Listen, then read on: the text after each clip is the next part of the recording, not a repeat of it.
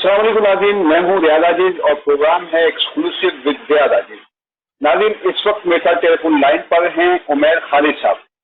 आप TPS company में head of quality management हैं और ये टीपीएस कंपनी पायनियर है पैनटेक में।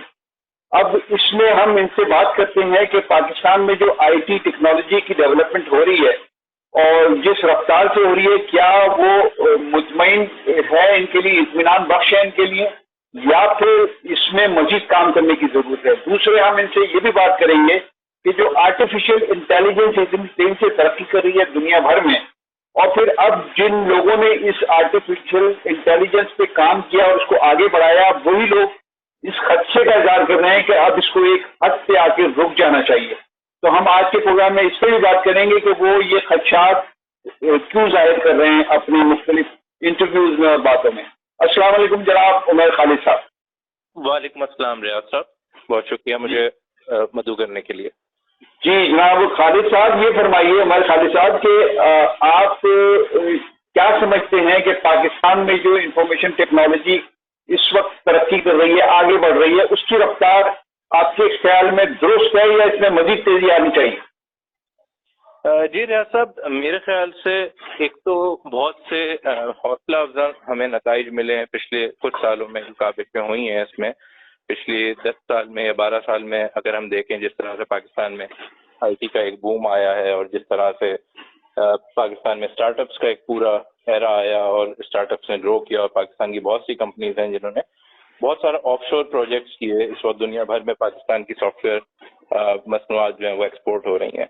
लेकिन अगर हम अपने पोटेंशियल की बेसिस पे बात करें कि जितना पोटेंशियल था, और अगर हम थोड़ा सा कंपेयर करें अपने रीजन से, जैसे रीजन में हमारे दूसरे ममालिक हैं, बांग्लादेश को ले लें, भारत तो शायद हमसे बहुत आगे निकल गया है, तो वो मवाजना भी शायद इस वक्त हमारे लिए इतना ज़्यादा रेलिवेंट नहीं होगा। लेकिन मजीद और कुछ ममालिक हैं जिन्होंने मेरे ख्याल से पाकिस्तान से ज़्यादा बेहतर पॉलिसीज़ अपनाई हैं, पाकिस्तान से बेहतर नताइज दिए हैं, और अभी भी हमारे पास बहुत अपॉर्चुनिटीज़ हैं, बहुत मौके हैं जिसमें बेहतरी लेके आई जा सकती है। अच्छा, इसमें हम अगर बात करें कि भारत का आपने खुद जिक्र किया है कि उसकी एक्सपोर्ट जो है $200 बिलियन की है इस वक्त आईटी में, बल्कि इससे भी शायद तजावुज कर चुके हैं वो। हम कहाँ खड़े हैं और हमें कहाँ जाना चाहिए आपके साथ? देखिए, मेरे ख्याल से इसमें रियलाइजेशन तो बहुत ज़्यादा है, हमारे पास सक्सेसफुल मॉडल्स मौजूद हैं। ना सिर्फ हम ये कह के अपने आप को बरी ज़िम्मा कर सकते हैं कि हम शायद सिलिकॉन वैली का या फिर मगरबी दुनिया का, यूरोप का मुकाबला नहीं कर सकते। हमारे पास अपने रीजन में हमारे ही जैसे ममालिक की हमारे पास कामयाब मॉडल्स मौजूद हैं कि उन्होंने क्या इक़दाम लिए हैं। और अच्छी बात यह है कि इस वक्त अगर आप डिसीजन मेकर्स से बात करें, अगर गवर्नमेंट के अहदेदारों से बात करें, तो उनको भी इस चीज़ का एहसास है। लेकिन एक तरफ तो बातें वो होती हैं जो हम कॉन्फ्रेंसेज में और सेमिनार्स में सुनते हैं या फिर गवर्नमेंट की मीटिंग्स में होती हैं या बयानात की हद तक रहती हैं। लेकिन जब पॉलिसीज़ की इम्प्लीमेंटेशन की बात आती है तो जो दूसरे सेक्टर्स हैं, जो रवायती सेक्टर्स हैं, वो उसमें उनको तरजीह मिल जाती है। जिस तरह से आज भी अगर आप देखें तो तमाम स्टेक होल्डर्स इस चीज़ पर मुत्तफिक हैं कि ज़राअत। लेकिन मैं पूछना ही चाह रहा था कि अगर कंपैरेटिव स्टडी की जाए, भारत की $200 बिलियन की एक्सपोर्ट है, पाकिस्तान की सिर्फ $2 बिलियन की एक्सपोर्ट है, कोई कंपैरिजन है पाकिस्तान भारत का? बिल्कुल कोई कंपैरिजन नहीं है, और मेरे ख्याल से ये ओवरनाइट नहीं हुआ है। अगर आप देखें तो पिछले 10-15 साल से वो एक कंसिस्टेंट एक पॉलिसी लेकर चल रहे हैं।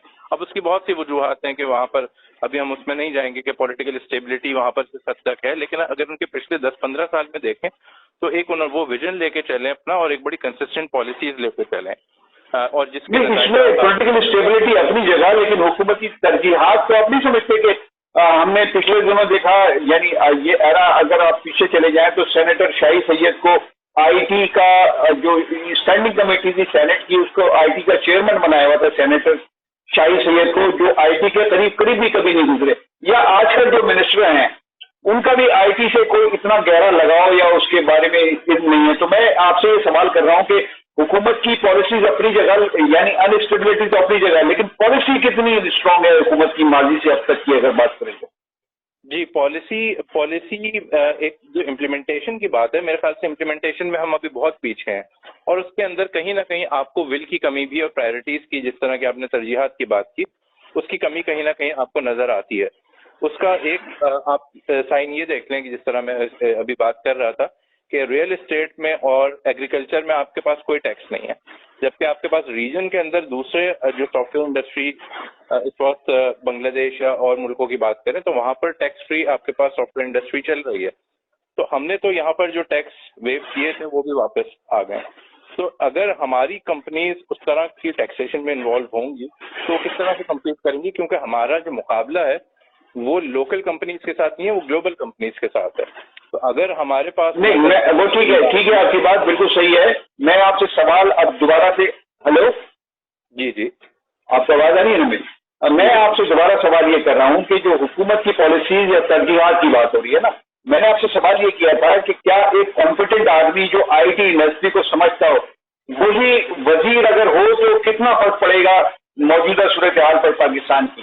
کیونکہ اس وقت کنسرن جو اس وقت آئی ٹی کے منسٹر ہیں، وزیر ہیں، وہ بھی اتنے کمپیٹنٹ نہیں ہے اس شعبے میں. تو کمپیٹنٹ اگر آدمی آ جائے گا تو کتنا فرق پڑے گا آپ کے ساتھ؟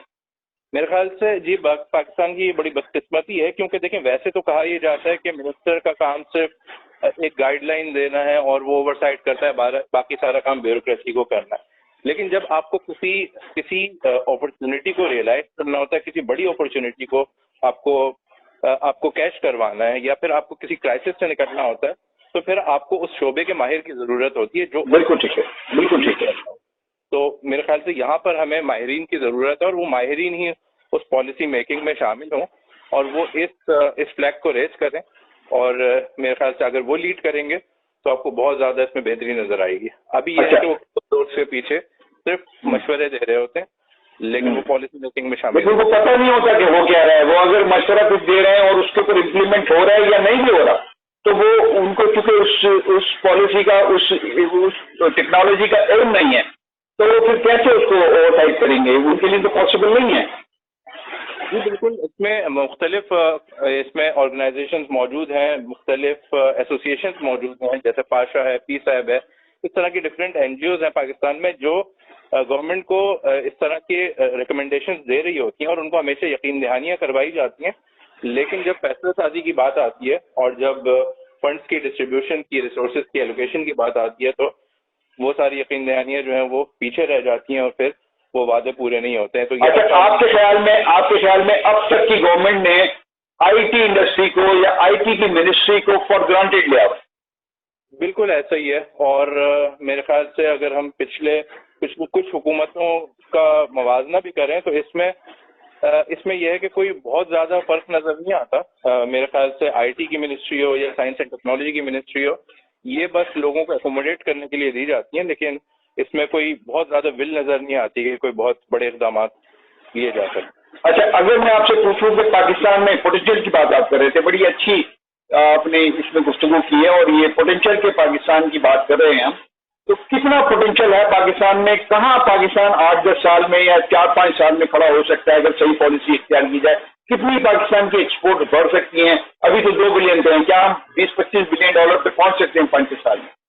جی بالکل. اور یہ میں اپنی طرف سے بھی نہیں کہہ رہا، یہ 20-25 بلین ڈالر کا یہ ٹارگیٹ یہ آلریڈی سیٹ ہو چکا ہے. اگر آپ نے لاسٹ کیبنٹ کی میٹنگ بھی دیکھی ہو اور پچھلی کانفرنس بھی ہوئی ہے پچھلے ہفتے پاشا کے ساتھ، وزیر اعظم صاحب نے خود 20-25 ملین ڈالر کا ایک ٹارگیٹ سیٹ کیا. لیکن بڑا اچھا خوش آئند ہے یہ. اور لیکن مسئلہ وہی ہے کہ اس طرح کے ٹارگیٹ سیٹ ضرور ہوتے ہیں کیونکہ پوٹینشیل نظر آتا ہے اور یہ چیزیں ثابت کی جاتی ہیں ان کے سامنے، لیکن اس کے لیے جو اقدامات لینے ہوتے ہیں وہاں پر ہم پیچھے رہ جاتے ہیں. تو اسی مطلب یہ لیک آف اسٹیپس کے باوجود اگر آپ دیکھیں تو اس وقت بھی پاکستان دنیا میں چوتھا بڑا پرووائڈر ہے، سپلائر ہے فری لانسرز کا دنیا میں. تو یہی فری لانسرز میرے خیال سے ملٹیپلائی ہو سکتے ہیں بائی 10، یہ 10 گنا زیادہ ہو سکتے ہیں. پاکستان میں بے روزگاری بھی اس سے ختم ہو سکتی ہے اور پاکستان میں بہت سارا فورن ریونیو لے کر آ سکتے ہیں. اور یہ بہت ایزی منی ہے پاکستان کے لیے. اگر ایک کمپنی باہر بیٹھی ہوئی ہے تو اس کے لیے سب سے آسان طریقہ یہی ہے کہ بجائے اس کے کہ وہ کسی کو یو ایس یا کینیڈا کے ایوریج انکم کے حساب سے پے کرے، اگر وہ کسی پاکستانی کو پے کرتے ہیں تو ان کے لیے بھی یہ ون ون سچویشن ہوتی ہے اور پاکستان کو بھی اس سے بہت سارا. آپ کے خیال میں حکومت پاکستان کو یہ فری لانسر کی آپ بات کریں، کیا سپورٹ دینی چاہیے، کیا کرنا چاہیے ان کے؟ دیکھیں بہت بیسک چیزیں ہیں جس میں ایک اچھا انفراسٹرکچر میرے خیال سے شامل ہے انٹرنیٹ کا. جیسے اب ہم کیا کرتے ہیں کہ سیکیورٹی کے نام پہ کچھ خاص موقع آتے ہیں، جیسے آج کل دن چل رہا ہے، اس میں ہم اپنے انٹرنیٹ کی اسپیڈ سلو کر دیتے ہیں، ہم موبائل کے نیٹ ورکس اپنے آف کر دیتے ہیں. تو ایک تو ان چیزوں سے تھوڑا سا میرے خیال سے اوائڈ کرنا چاہیے، اور اس کی وجہ سے میرے خیال سے کافی ڈسٹربینس ہوتی ہے ان کو باہر سے. اچھا ایک تو یہ کہ آپ یہ کہہ رہے ہیں کہ ان کو بہترین نیٹ ورک ملنا چاہیے، انٹرنیٹ کا بہترین نیٹ ورک ملے تاکہ وہ کام اپنا پراپر طریقے سے. دوسری کوئی تجویز آپ کے ذہن میں؟ اچھے ڈیجیٹل پیمنٹس کے ان کو یہ جیسے پاکستان میں پے پیل نہیں ہے، اس طرح کی کچھ بیسک فیسلٹیز ہیں جو پاکستان کے اندر اگر پرووائڈ کر دی جائے. یہ اچھا نقطہ اٹھایا آپ نے. پے پیل کس وجہ سے پاکستان میں اب تک نہیں آئی؟ دیکھیے میرے خیال سے تو حکومتی سطح پہ کوئی بہت بڑی اس کے لیے کوشش ہو ہی نہیں ہے، کیونکہ اس طرح کی بڑی کمپنیز اسی وقت پاکستان میں یا کسی بھی ملک میں وہ انویسٹ کرتی ہیں جب وہ دیکھتی ہیں کہ وہاں کی حکومت کتنی زیادہ دلچسپی لے رہی ہے.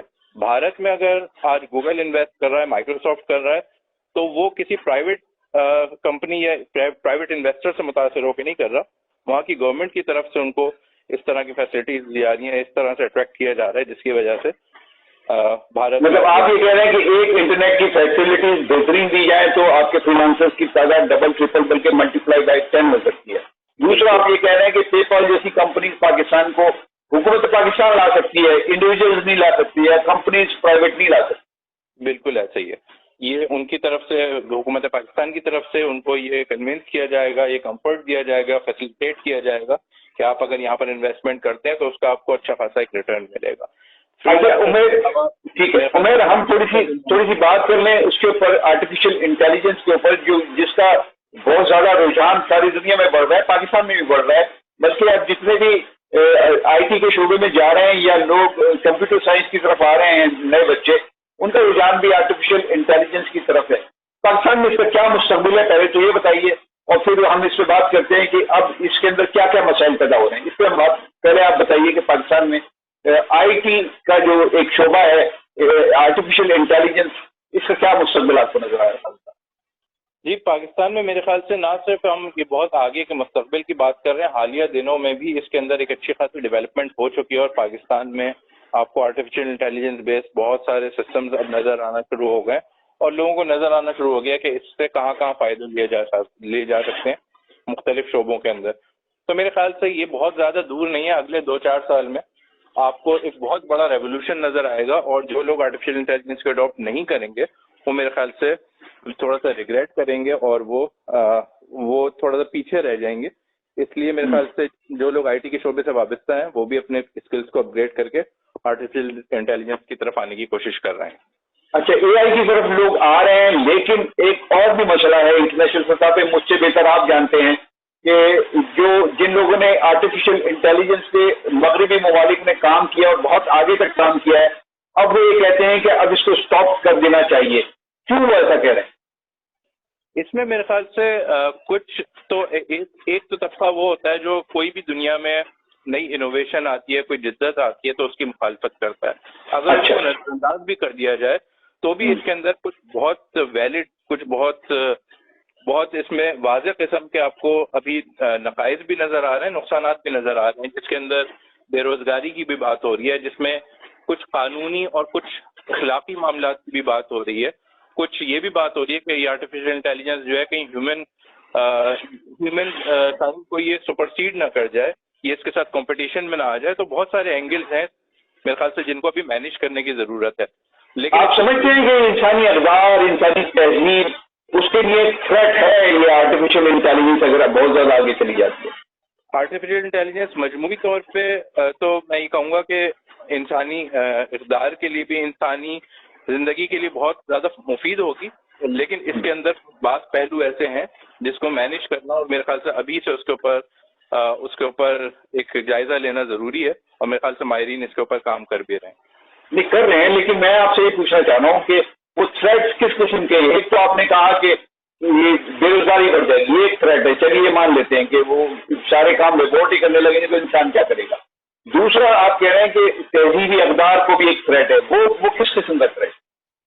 دیکھیے تہذیبی اقدار کو اس قسم کا تھریٹ ہے کہ آپ کے پاس ابھی بہت ساری کلچرل چیزیں ہیں، ڈفرینٹ کلچرز ہوتے ہیں، آپس میں ملتے جلتے ہیں، بات کرتے ہیں. تو یہ جو آرٹیفیشیل انٹیلیجنس ہے اس کا ایک پرابلم یہ ہے کہ اس کے اندر ایموشنل انٹیلیجنس نہیں ہے، یعنی اس کے اندر کوئی جذبات فیڈ نہیں کیے جاتے، ٹھیک ہے. تو جب یہ کسی کے ساتھ انٹریکٹ کرتا ہے تو یہ خالصتاً اپنی ٹریننگ کی مناسبت سے کر رہا ہوتا ہے، ٹھیک ہے. تو جو انسانی ہمدردی، انسانی جذبات اور اس طرح کی جو چیزیں ہوتی ہیں وہ اس کی کنسیڈریشن میں نہیں ہوتا ہے، اس کا نہیں ہوتا.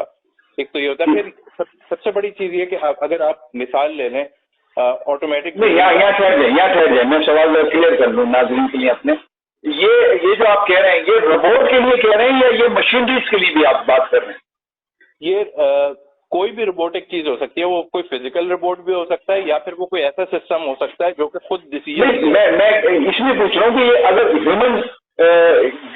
ہیومن طریقے کا ایک روبوٹ بنایا جاتا ہے وہ تو آپ کی اقدار کو تھریٹ کر سکتا ہے، لیکن ایک مشین ہے وہ کہیں رکھی ہے فکس ہے، وہ کیا تھریٹ کرے گی آپ کے اقدار؟ وہ اس طرح سے تھریٹ کرتی ہے کہ وہ بھی آخر میں وہ مشین بھی انسان کے کام کو یا انسان کے فیصلہ سازی کو کہیں ریپلیس کری. جیسے کہ آج کل بات ہو رہی ہے آرٹیفیشیل انٹیلیجنس کی بیسس پہ بنائی گئی جوڈیشری کو، یعنی کہ آپ ایک جج کو ریپلیس کر دیں اور اس کی جگہ کوئی آرٹیفیشیل انٹیلیجنس بیسڈ سسٹم بنا دیں. وہ کوئی روبوٹ نہیں ہوگا، وہ دیکھنے میں انسان جیسا نہیں ہوگا، لیکن وہ بھی کوئی سسٹم ہوگا جو بیسیکلی خود ہی ڈیسیجن لے رہا ہوگا وہ کیس کو پڑھ کے.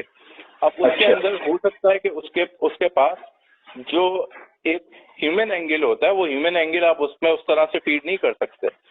تو یہ کچھ چیزیں ہیں جو میرے خیال سے تھریٹ کریں گے. لیکن آپ مجموعی طور پہ آپ یہ سمجھتے ہیں کہ یہ بینیفیشل ہے، یہ بہت اچھی چیز ہے انسان کی ترقی کے لیے؟ جی بالکل، اس سے مجموعی طور پہ انسان بہت زیادہ فائدہ اٹھا سکتا ہے، لیکن ہاں اس کے اندر کچھ اس کی لمیٹیشنز بھی ہیں، کچھ اس کے ایسے پہلو بھی ہیں جو انسان کے لیے تھریٹ ہو سکتے ہیں. ٹھیک ہے، بہت شکریہ عمیر خالد، آپ نے گفتگو کی. ناظرین، عمیر خالد اپنی ایکسپرٹیز کے ساتھ ہم سے بات کر رہے تھے. یہ ساری گفتگو میں آپ کے حوالے کرتا ہوں. اس گفتگو کا آپ تجزیہ ضرور کیجیے گا. مجھے اجازت دیجیے، اللہ حافظ.